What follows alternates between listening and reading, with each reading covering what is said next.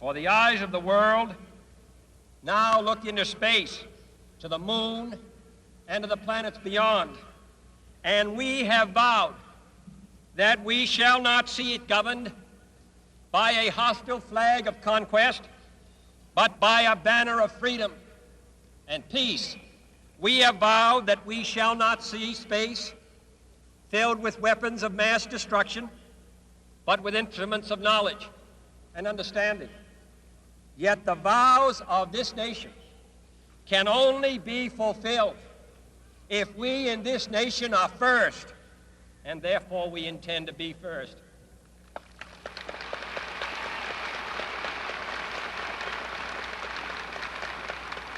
In short, our leadership in science and industry, our hopes for peace and security, our obligations to ourselves as well as others, all require us to make this effort, to solve these mysteries, to solve them for the good of all men, and to become the world's leading spacefaring nation.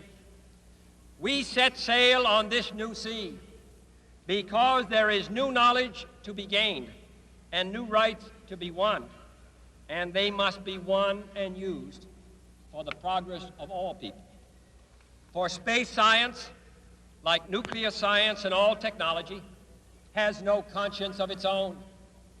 Whether it will become a force for good or ill depends on man. And only if the United States occupies a position of preeminence can we help decide whether this new ocean will be a sea of peace or a new terrifying theater of war.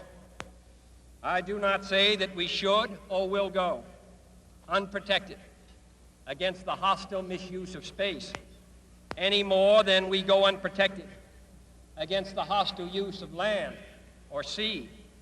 But I do say that space can be explored and mastered without feeding the fires of war, without repeating the mistakes that man has made in extending his writ around this globe of ours. There is no strife, no prejudice, no national conflict in outer space as yet. Its hazards are hostile to us all. Its conquest deserves the best of all mankind, and its opportunity for peaceful cooperation may never come again. But why, some say, the moon? Why choose this as our goal? And they may well ask, why climb the highest mountain?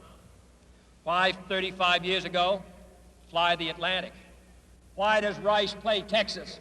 We choose to go to the moon. We choose to go to the moon.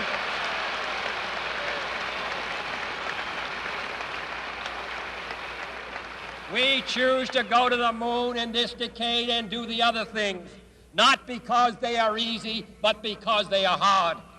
Because that goal will serve to organize and measure the best of our energies and skills. Because that challenge is one that we're willing to accept, one we are unwilling to postpone, and one we intend to win, and the others too.